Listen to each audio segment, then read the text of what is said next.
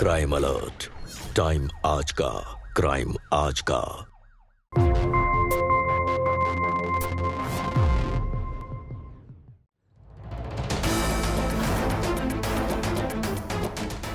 अरे साहब मैंने कुछ नहीं किया साहब। छोड़ूंगा मैं। रोक भाई, कुछ नहीं किया साहब।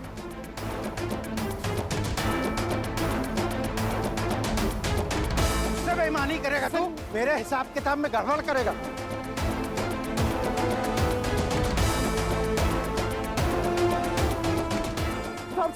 साहब मैंने कुछ नहीं किया साहब। धोखेबाज की एक ही सजा है और वो मैं तुझे दे के रहूंगा, समझा ना? अरे मैं मानता हूँ कि मुझसे हिसाब किताब में गड़बड़ी हुई है, लेकिन मैंने आपका कोई पैसा नहीं चुराया। देख तू चुपचाप मान ले कि तूने धोखाधड़ी की है। आप खामखा शक कर रहे हैं मेरे पे।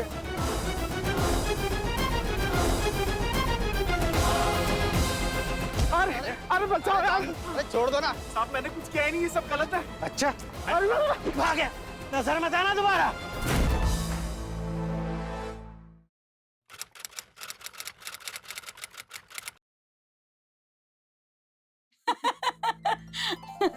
आज मैं अपने घर वाली रेसिपी बनाऊं? नहीं बहू, आज नहीं। जिस दिन तेरे ससुर जी शहर जाएंगे ना, उस दिन बना लेना। तुझे तो पता है ना, तेरे ससुर जी को खाने के स्वाद में थोड़ा भी इधर उधर नहीं चलता है।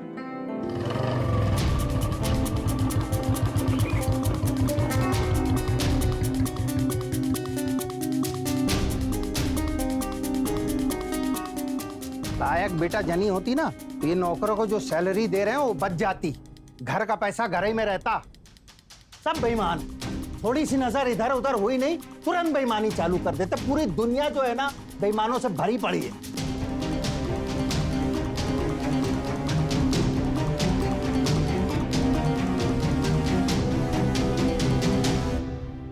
ए बहू, हमको एक अच्छा सा पोता दे, ताकि हम उसको पाल पोस के बड़ा करें, अपने जैसा पहलवान बनाए।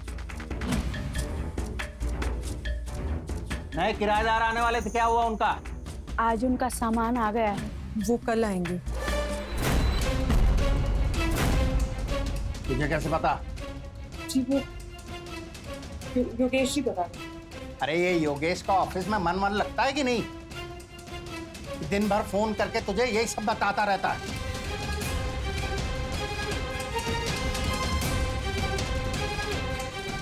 ऐसे डरती क्या हो? खा जाएंगे क्या तुमको? हैं?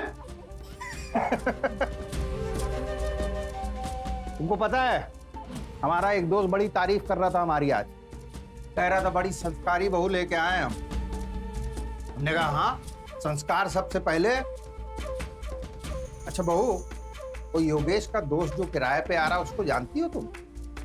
नहीं पापा जी। इस बेचारी को कैसे पता होगा? वो तो योगेश का कलीग है ना।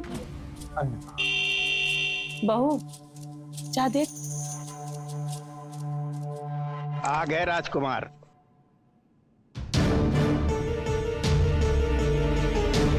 हाँ भाई, कहाँ अंदर चले जा रहे हो?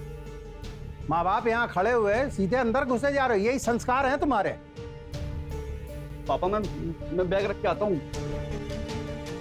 क्या है, दिखाओ।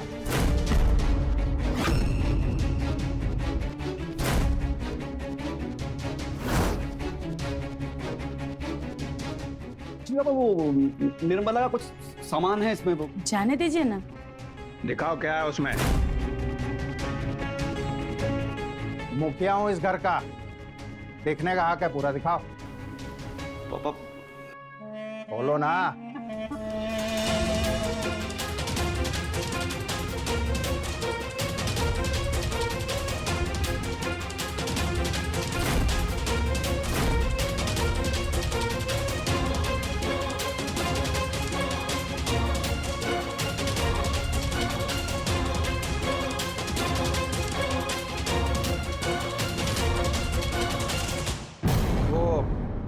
तुम्हारा दोस्त आने वाला था ना पेपर में साइन करवाने।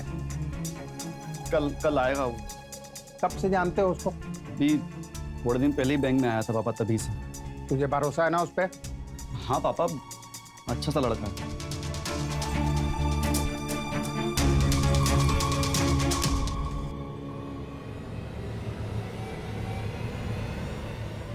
ऐसा ही होता है।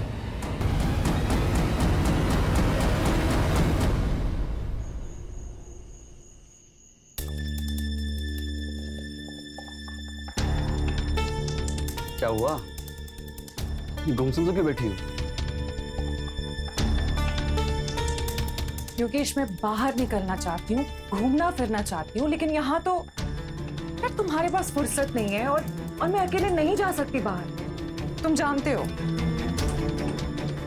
निर्मला, मुझे मालूम तुम्हें बहुत ज्यादा दिक्कत हो रही है, लेकिन कल जो मेरा दोस्त आ रहा है ना, तुम उसकी बीवी के साथ दोस्ती कर लेना, फिर उसी के साथ कभी कभार बाहर घूमने चली जाया करना। हाँ? पापा यार थोड़े पुराने विचार के हैं, लेकिन जब तक कि वे मान नहीं जाते ना, तब तक उन्हें सहन करना ही पड़ेगा, कोई ऑप्शन नहीं है। लेकिन मुझे मालूम है वो मान जाएंगे, मैं समझाऊंगा ना उन्हें। तो मूड खराब मत करो, थोड़ा मुस्कुरा दो। हाँ हाँ।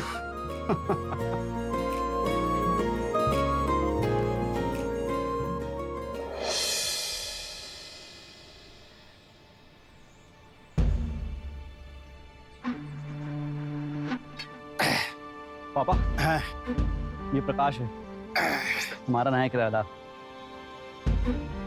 पेपर है ये, साइन करना है, कर दीजिए। हाँ। देखो, ये पेपर वेपर तो सब फॉर्मेलिटी है। तुम मेरे बेटे के दोस्त हो, इसलिए जब तक चाहो तब तक रहो यहाँ आराम से। बस एक ही बात का ध्यान रखना, किराया टाइम से देते रहना। हाँ? उम्मीद है अंकल आपको शिकायत नहीं होगी। अच्छा देखो, तुम लोगों को सेट होने में टाइम लगेगा, तो आज रात का खाना तुम लोग हमारे साथ ही खाना। Thank you so much. आप एक्सरसाइज करिए, मैं चलता हूँ। ठीक है? हाँ। अरे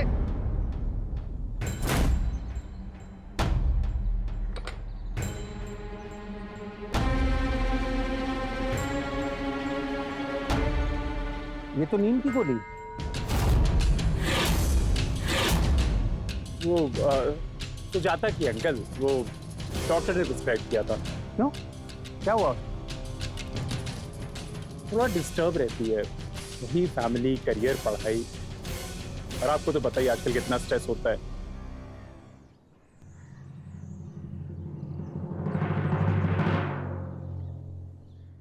तुमसे पहले जो किराएदार यहाँ था ना, वो अपनी बीवी को धोखा देके किसी और के साथ भी रह रहा था।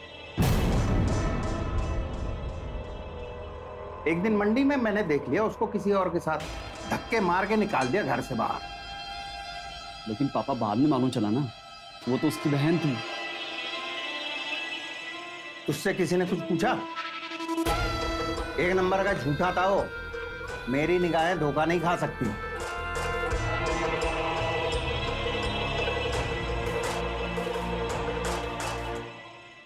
भाभी आइए, मैं ले चलती हूँ। आज किसी और दिन। चलो।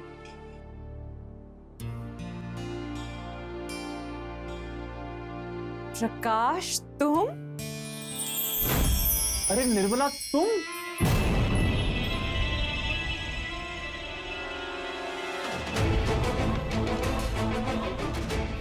तुम दोनों एक दूसरे को पहले से जानते हो? हाँ हाँ, हम साथ ही में कॉलेज में पढ़ते थे।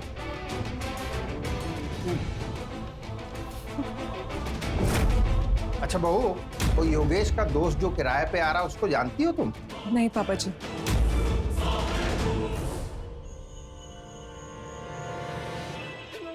दोनों एक साथ कॉलेज में पढ़ते थे। अरे आप भी ना, ये सब इत्तेफाक भी तो हो सकता है। इससे किसी ने पूछा कुछ?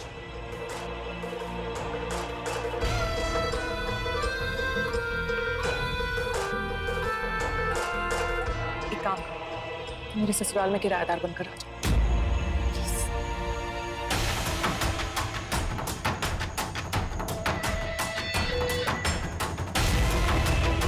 अगर योगेश के पापा को पता चल गया तो? पापा जी थोड़ी मोटी बुद्धि के हैं, उनको पता नहीं चलता। ये सब क्या सोच रहा हूं मैं?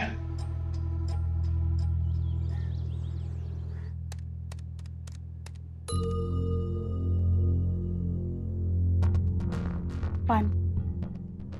आंटी जी, खीर लाई हूँ। आंटी, निर्मला कहाँ है? अंदर कमरे में, जाना। जी।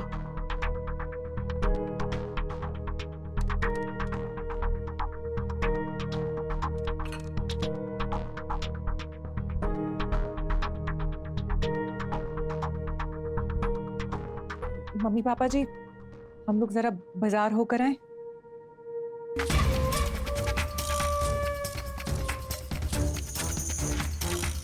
जो सामान चाहिए लिख के दे दो, मैं ला दूंगा। हमारे घर की औरतें बिना काम के बाहर नहीं जाती।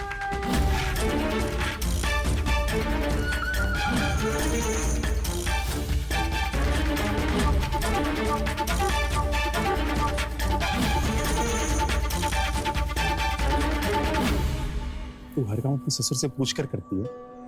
पूछ मत यार, मुझे अपने ससुर जी से बहुत डर लगता है। और वैसे सुजाता भी कह रही थी, उसे भी उनको देख के बहुत डर लगता है। यार बहुत बंदिशें हैं यहाँ।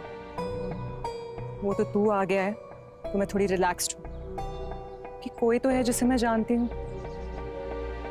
मुझे बंदिश में रहने की आदत नहीं है, तू तो जानता ही है ना। टेंशन मत ले, मैं आ गया हूँ ना, अपन खूब मस्ती करेंगे। अरे वाह, तो इस कारण से आज पूरी पानी की टंकी खाली हुई है। अरे भाई, ऐसा क्या कर दिया तुम दोनों ने कि दोनों को एक साथ कपड़े धोने पड़ गए? और हाँ बेटा, तुम्हारे लिए तो अलग से पानी की टंकी लगवाऊंगा मैं। तुम तो औरत हो ना, तुम क्यों नहीं आई कपड़े पसारने? कल वो कपड़ों से भरी बाल्टी भारी हो जाती है, इसलिए मैं ही उसे मना करता हूँ। हाँ, वैसे भी बेचारी बीमार रहती है ना। बीमार नहीं रहती है, बस मैं उसे तकलीफ नहीं देना चाहता हूँ।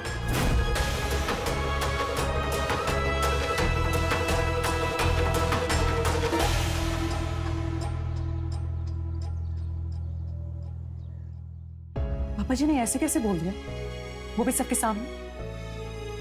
तुम तो जानती हो ना, पापा की जुबान थोड़ी सी खराब है। थोड़ी? ठीक है, बहुत ज्यादा। खुश तो क्या हम उन्हें घर से बाहर निकाल दें? टेंशन मत ले, मैं आ गया हूँ ना, अपन खूब मस्ती करेंगे।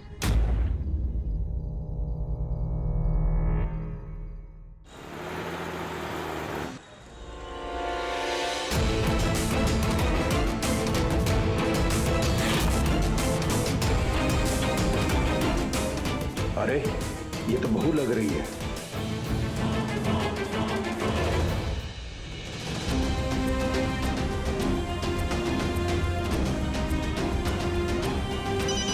हेलो, हाँ पापा। कहाँ है तू? मैं ऑफिस में हूँ। क्यों? और वो तेरा दोस्त प्रकाश कहाँ है? प्रकाश तो ऑफिस के काम से कहीं बाहर गया हुआ है। क्या हुआ? सब ठीक तो है ना?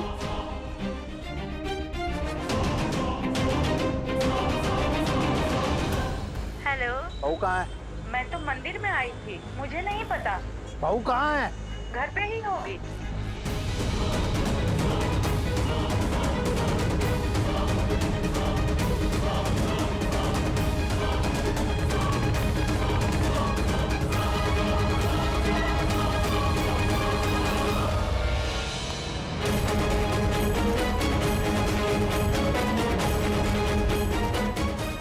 इंजन अभी भी गर्म है।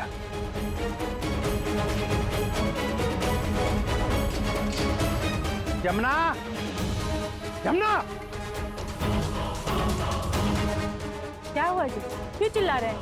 बहू कहाँ है? निर्मला, बहू, बहू, बहू।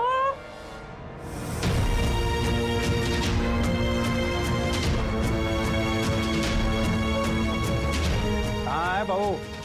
हाँ, बेटा तुम्हारा ऑफिस में है, बहू घर पे नहीं है, तुमको पता होना चाहिए ना कहाँ है। ऊपर होगी, और सुजाता भी तो है ऊपर। बहू, बहू, बहू।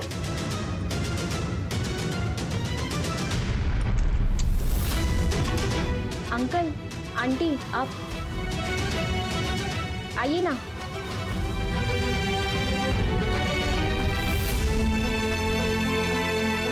तुम कहीं बाहर गई थी क्या?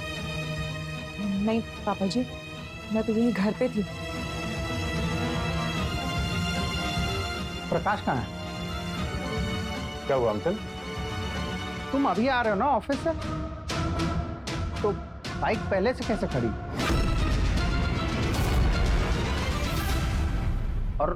वो गर्म कैसे है? क्या बात कर रहे हैं अंकल, बाइक चलेगी तो गर्म ही होगी ना। वैसे एक बात बताइए, आपको मेरे बाइक में इतनी दिलचस्पी क्यों है? खरीदनी हो तो ऐसे ही ले लीजिए। वैसे किसी काम से आए थे आप? वो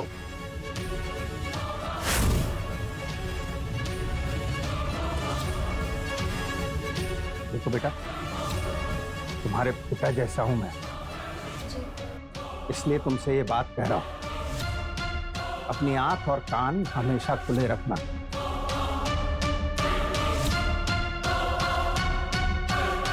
किसी भी रिश्ते पे आंख मूंद के भरोसा मत करना।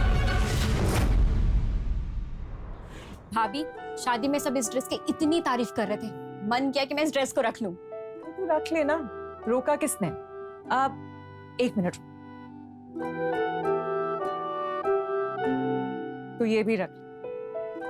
इसे मैं कई बार पहन चुकी हूँ, लेकिन ये मुझसे ज्यादा तुझ पर अच्छा लगेगा। भाभी, अब ऑलरेडी 2 ड्रेस दे चुकी हूँ। ओ हेलो, इस तरह से कपड़ों का हिसाब नहीं रखते अपनों में। रख ले। भाभी प्लीज। कोई प्लीज वीज नहीं, बहन जैसी हो ना तेरी। रख। अब बहुत अच्छी है भाभी। अरे तू खुद ही सोच ना, एक इतनी सुंदर दिखने वाली लड़की एक साधारण से दिखने वाले लड़के से क्यों शादी करेगी? हाँ? प्रॉपर्टी, पैसा, इकलौता लड़का, क्योंकि उसको पता है कि आज नहीं तो कल ये सब कुछ उसी को मिलने वाला है हमारे मरने के बाद। उड़ाइए अपने हिसाब से, लेकिन तब तक भूख और प्यास तक क्या करे, तो बनाएगी संबंध अपने सुंदर दोस्त से। किसकी बातें कर रहे हैं आप? तुझे क्या लगता है किसकी बातें कर रहा हूं मैं? जानती है पर बताएगी नहीं, क्योंकि तू घामड़ है, घामड़। प्रकाश का हमारे घर में किराएदार बन के आना, क्या ये सिर्फ इत्तेफाक है? एक सोची समझी चाल है, जिसको तू और तेरा बेटा नहीं समझोगे।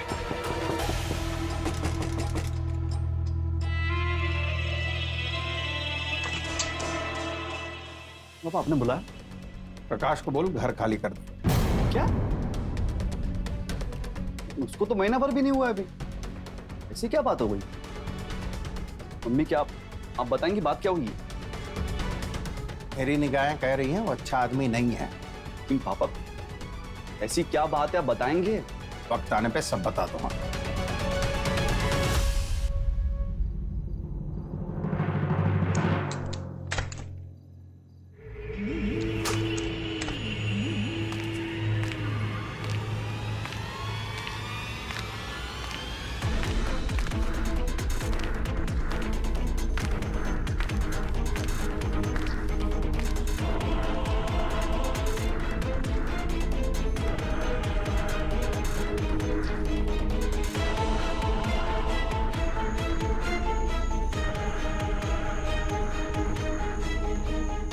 योगेश अभी तक आया नहीं है, मतलब बहू अकेली है।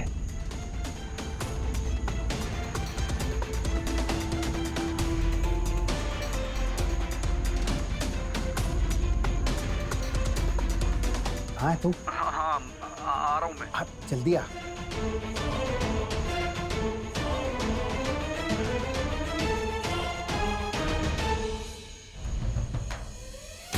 ये तो नींद की गोली। सुजाता की अंकल, डॉक्टर ने प्रिस्क्राइब किया था। ओ पापा इतनी रात में क्यों टहल रहे हैं यहाँ पर? अरे तेरी पत्नी इतनी रात को प्रकाश के घर क्यों गई है, वो भी छुपते हुए? जाना था तो बता के जा सकती थी ना। ऊपर सुजाता भी तो होगी ना? हाँ, अरे उसको तो उन दोनों ने नींद की गोली खिला के सुला दिया होगा। उस बेचारी को तो ये भी नहीं मालूम कि उसे नींद की गोली खिलाई क्यों जा रही है। तो पापा अभी 2 मिनट पहले तो मेरी निर्मला से बात हुई थी, उसने बताया था कि वो तो अपने कमरे में है। क्या? पहले एक बार कमरा चेक कर लेते हैं। चल चल, मैंने कहा था ना। क्या हुआ? तुम्हारे कमरे से कौन गया भाई? इस वक्त कौन जा सकता है पापा? कोई भी तो नहीं।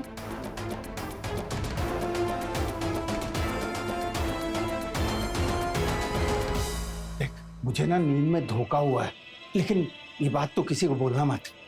पापा आप जाकर सो जाइए।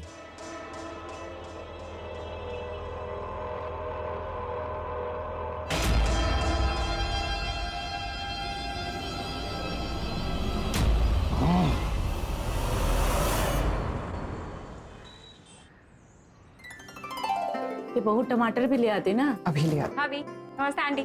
खुश रह। पनीर की सब्जी लाई। Thank you so much. मैं बर्तन बाद में लेती हूँ। छोड़िए ना, फॉर्मेलिटी की क्या जरूरत है भाभी? अरे बेटा, किसी के खाली बर्तन वापस नहीं करते ऐसे, किसी और दिन लेके जाना। हाँ ठीक है। बैठ ना, खड़ी क्यों है? सुजाता बेटा, आपने सुजाता को बुलाया क्या? तुझे क्या लगा तेरे कान बज रहे हैं?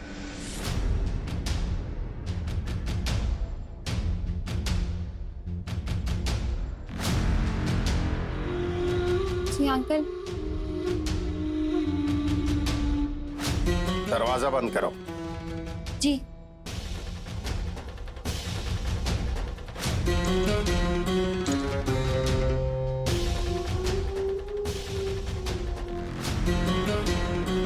पहले कसम खाओ कि हमारे बीच जो भी बात होगी वो तुम किसी को बताओगे नहीं, जी नहीं बताऊंगी। अपने पति को भी नहीं।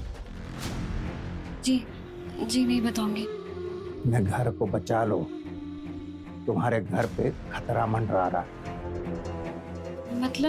मतलब साफ है कि जो मुझे दिख रहा है ना वो तुम्हें नहीं दिख रहा है। साफ साफ बताइए आप।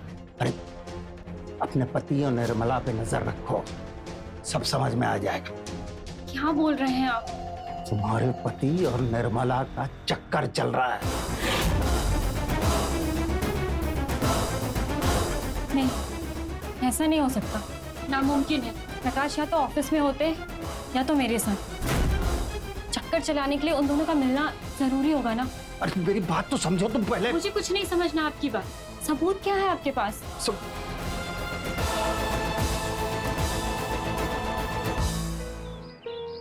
सबूत क्या है? जिन बातों से रिश्ते टूट जाए, घर बिखर जाए, उन बातों को तभी करना चाहिए जब आपके पास ठोस सबूत हो। नमस्कार, मैं हूं अमित पचौरी और आप देख रहे हैं क्राइम अलर्ट। आपने जो देखा वो सच जरूर हो सकता है, लेकिन वो झूठ भी हो सकता है।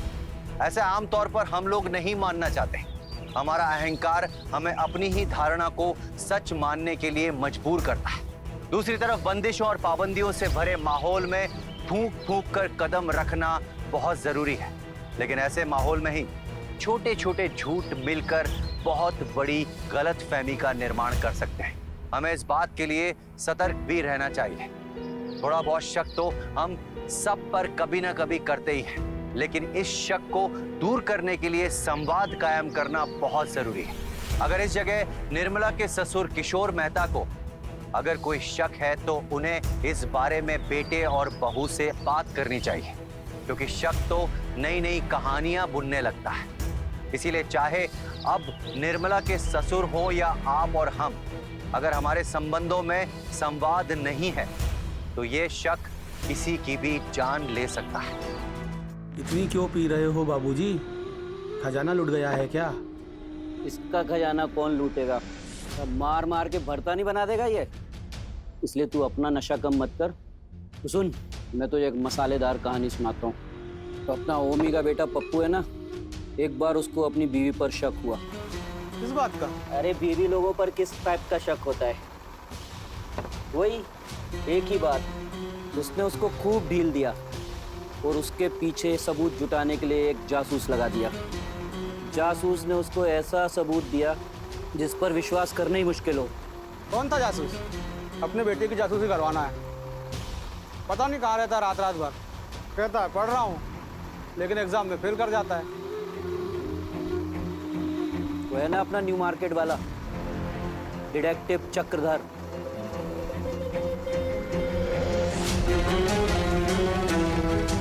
मुझे बहुत स्ट्रेस हो रही है। स्ट्रेस किस? मैं सुजाता को नींद की दवा देकर सुला दिया।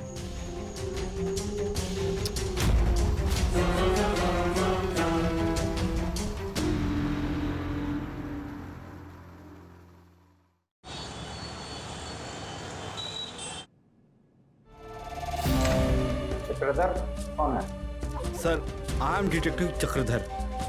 अरे बैठिए ना सर, प्लीज बैठिए। हाँ तो सर बताइए क्या सेवा करूं आपकी। हमारे यहाँ बीवी हो या गर्लफ्रेंड सबका काला चिट्ठा निकालते हैं। आप बताइए आपको किसका किसका निकलवाना है? मेरी बहू का। आपका बेटा कहाँ है? इससे आपको मतलब? हाँ हाँ आप सही कह रहे हैं, हमें उससे क्या मतलब। बस ये जानना चाह रहा था कि बहू का क्या पता करवाना चाहते हैं आप? यही कि उसका किसके साथ चक्कर चल रहा है। आपको किसी पे शक है?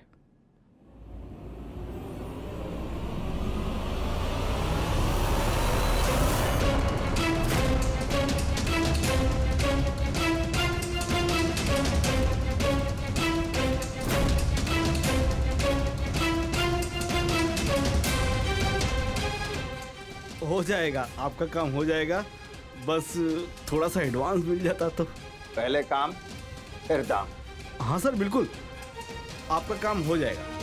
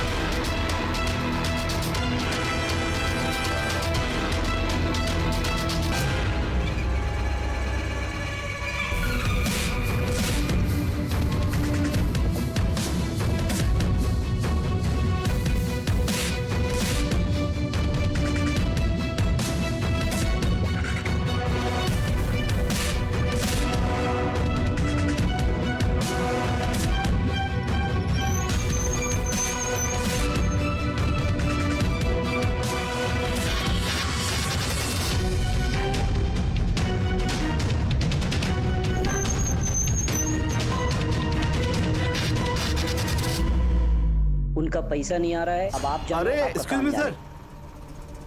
अच्छा आप चलो, मैं देखता हूँ। हाँ बोल।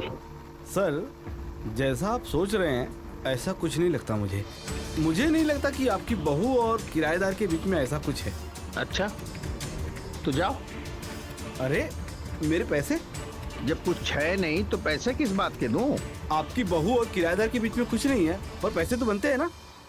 देखो बेटा, मन लगा के मेहनत करो और कुछ सबूत ला के दो, तब पैसे दूंगा। समझ गए ना? चल।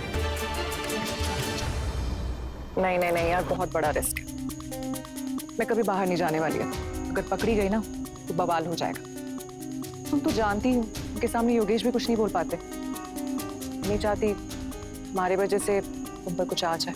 मुझ पर क्या आ जाएगी? निर्मला का कहने का मतलब ये है, जिस आदमी का दिमाग खराब हो वो कब किसके साथ क्या कर बैठे कोई ठिकाना नहीं है।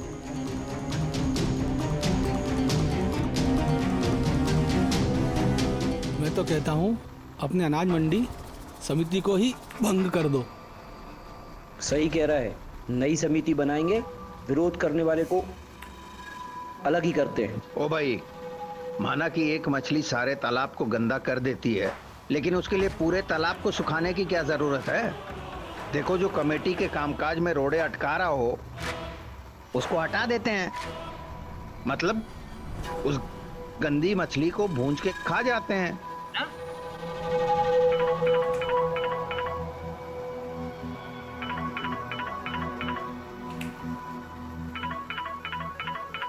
हेलो। अरे सर, आपके घर के पास वाला जो पार्क है ना, वहाँ पे आपकी बहू और वो लड़का सट के बैठी हुई है। अरे आप भी आके देख लीजिए ना। आता हूँ। ठीक है।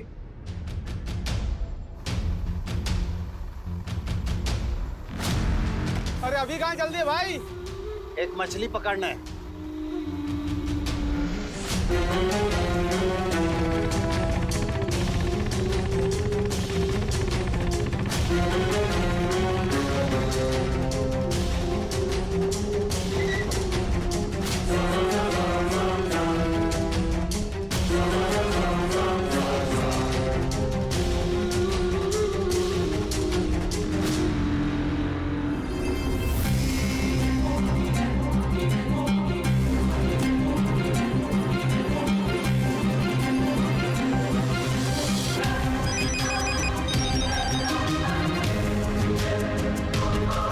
अरे सर, कहाँ हैं आप? अरे कहाँ है वो दोनों, और तू कहाँ है? सर, आप आने में लेट हो गए, वो निकल गए और मैं उनके पीछे जा रहा हूँ।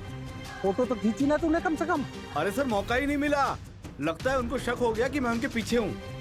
अरे सर, कब तक भागेंगे? हाँ सर, मैं फोन रखता हूँ। हाँ हाँ, वो अभी वो लोग एक गली में घुसे हैं। बुड्ढे को सारा शहर नहीं नचा दिया ना, तो मेरा भी नाम डिटेक्टिव चक्रधर नहीं। बहुत रौब दिखा रहा था। पागल बना रहा है मुझे।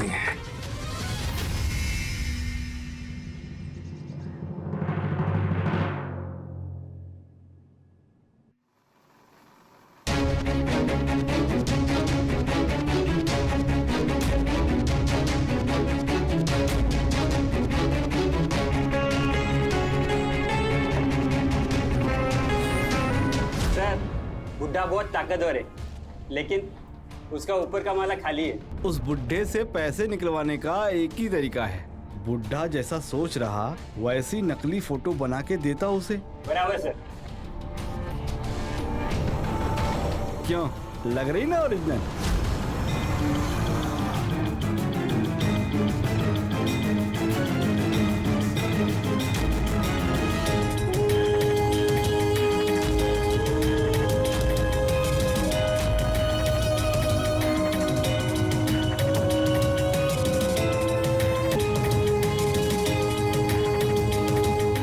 अहंकार में निर्मला के ससुर किशोर मेहता ये बर्दाश्त नहीं कर पाए कि उन्होंने जो गलतफहमी पाल रखी है वो झूठी है। ऐसे लोग सच को देख ही नहीं पाते हैं, अपने झूठ की कल्पना सच की तरह करने लगते हैं। समाज में हिंसा और द्वेष का सबसे बड़ा कारण यही है। अगर उन्हें अपनी बात सच लग रही थी तो उन्हें अपने बेटे और बहू से बात करनी चाहिए थी, ना कि उनसे दूर रहकर मन में उनके बारे में तरह तरह की खिचड़ी पकानी चाहिए थी। लेकिन यकीन मानिए, हमारी इसी प्रवृत्ति का कुछ लोग बहुत फायदा उठाते हैं। उन्हें इस बात से कोई फर्क नहीं पड़ता कि ये सब करके किसी का घर भी उजड़ सकता है। कोई भी समझदार आदमी ऐसे लोगों से दूर रहेगा और अपने परिवार को उजड़ने से बचाएगा। लेकिन किशोर मेहता ने अब तक जो गड्ढा खोदा था, क्या वो अपने परिवार को बचा पाएंगे इसमें गिरने से? आइए देखते हैं।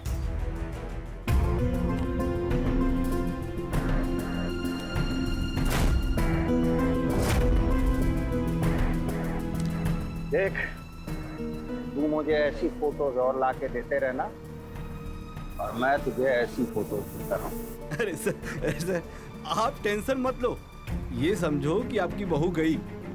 पर सर, एक बात है, मेरे एक दोस्त का दोस्त था, उसका किसी शादीशुदा औरत के साथ चक्कर था और उस लफड़े में उसकी बीवी भी साथ में थी। अब ये उनके बीच में क्या चक्कर था, ये बात मेरे समझ में नहीं आई। चलता हूँ।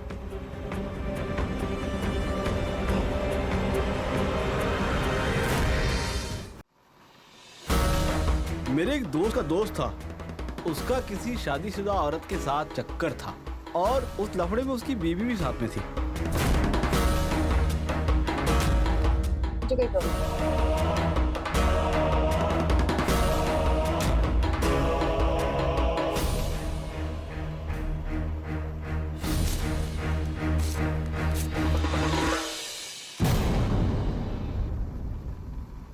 अरे बहू, कितना काम करेगी बेटा, जरा सांस भी ले लिया कर। और सुन, तेरे ससुर जी खड़ूस जरूर है, लेकिन दिल के बुरे नहीं है। उनका दिल जीतने की कोशिश कर, कभी कभी उनका पैर छू लिया कर। मैं इतने सालों से रहती हूँ उनके साथ में, मैं उनको समझ गई हूँ, तू भी समझ जाएगी एक दिन। और सुन, तुझे कभी बाहर जाना होगा ना तो मुझसे पूछ के जाना, और टाइम का ख्याल रखना, बाकी मैं संभाल लूंगी। हाँ? जी।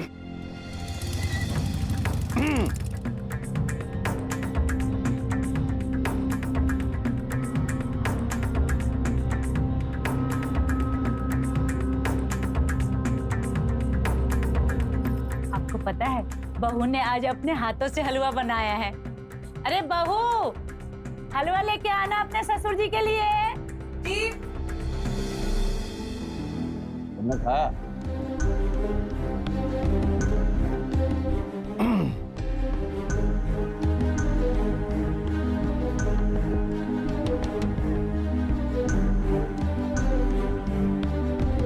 क्या बनाई हो? किससे सीखा? किससे सीखेगी? अपनी माँ से सीखी होगी। तुमसे पूछा किसी ने? हैं?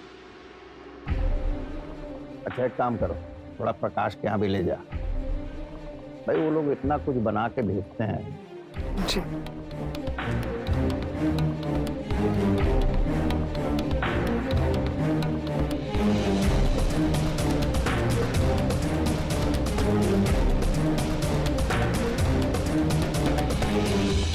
निर्मला, अरे मुझे चादर तो ठीक करने दो। अरे चादर वाला छोड़ो, तुम्हें बहुत बड़ी खुशखबरी देनी है। ये चादर वादर ना तुम कहीं और ठीक करो। क्या मतलब? मतलब ये कि मैंने बहुत सोचा, तुम इस घर में बंद सी गई हो, ना कहीं आ सकती हो ना कहीं जा सकती हो। अब ना हम अलग रहे। मैंने एक फ्लैट देख लिया है और तुम ब्रोकर को अमाउंट देके भी आ रहा हूँ। तुम ना टोकन मनी वापस लेकर आ जाओ, हम कहीं नहीं जा रहे। क्या? लेकिन तुमने तो कहा था कि तुम पापा की बंदिश है और सब। पापा अकड़ू जरूर हैं, लेकिन दिल के अच्छे हैं। मुझे पूरा यकीन है कि मैं उनका दिल जीत लूंगी। हाँ, थोड़ा टाइम जरूर लगेगा, लेकिन अब ऊपर नीचे तो होता रहता है ना परिवार में। योगेश। हाँ पापा।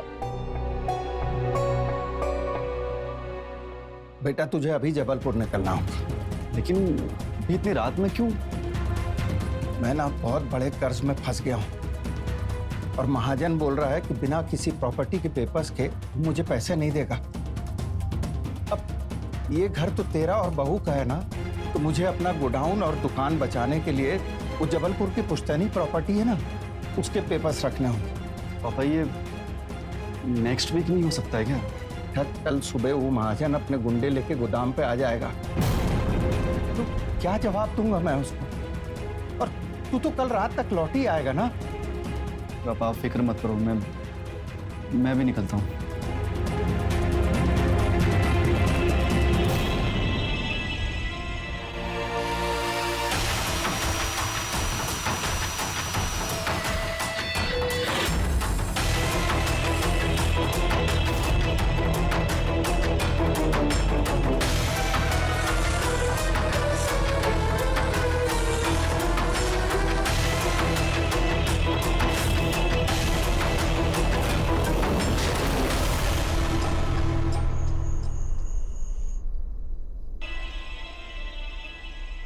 एक काम करो, मेरे ससुराल में किराएदार बनकर आ जाओ। फिर योगेश के पापा को पता चल गया तो पापा जी तुम्हें मुंह भी दी थी। स्ट्रेस किस बात की? मैंने सुजाता को नींद की दवा देकर सुला दिया।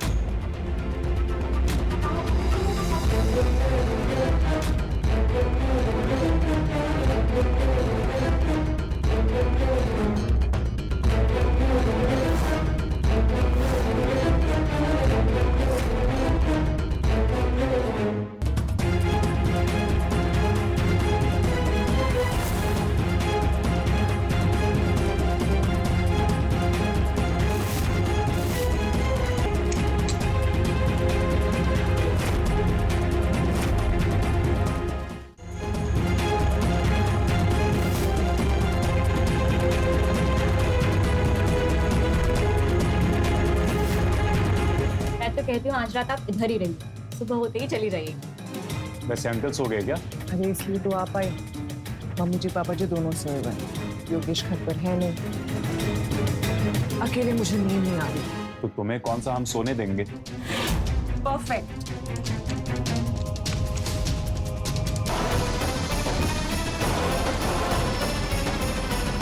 तुम सब भ्रष्ट हो, भ्रष्ट। तुम्हारा यही अंजाम होना था।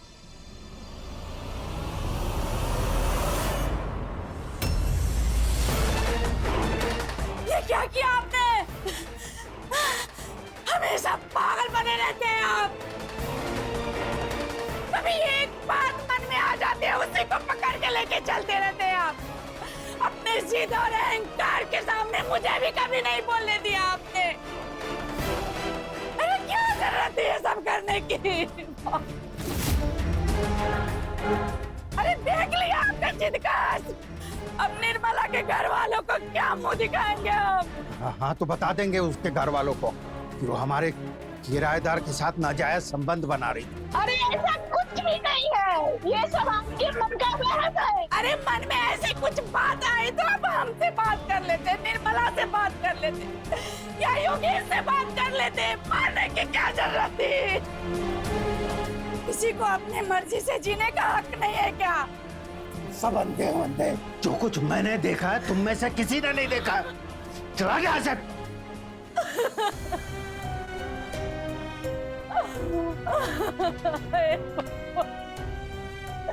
ये क्या कर दिया आपने?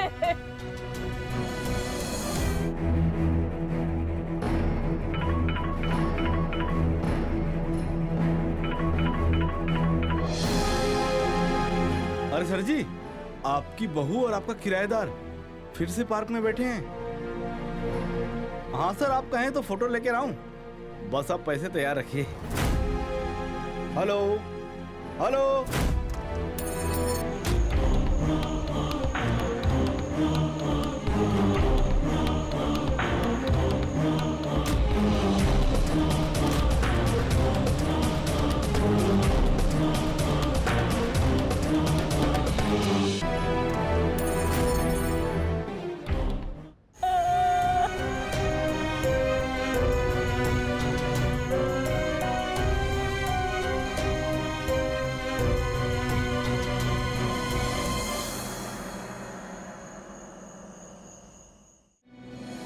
सर, मैंने 3 बेकसूर लोगों को जान से मार दिया।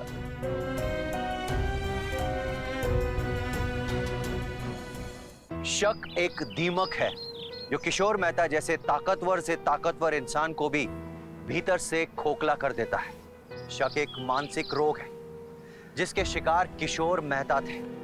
शक ने केवल एक इंसान को ही नहीं बर्बाद किया, उसने एक हंसता खेलता परिवार भी उजाड़ कर रख दिया। किशोर मेहता को अपने बेटे को लेकर एक इंफीरियरिटी कॉम्प्लेक्स भी था जिसने उसे अपनी बहू पर शक करने के लिए मजबूर कर दिया। यह भी एक तरह की मानसिक बीमारी है। कोई आदमी सुंदर मन से होता है तो कोई तन से, पर आंख पर जब शक की पट्टी बनती है तो सच्चाई नहीं दिखाई देती और उसका नतीजा होता है अपने ही हाथों से अपने परिवार का नाश। किशोर मेहता ने यही किया। उन्हें अपनी गलती का एहसास हुआ तब तक बहुत देर हो चुकी थी।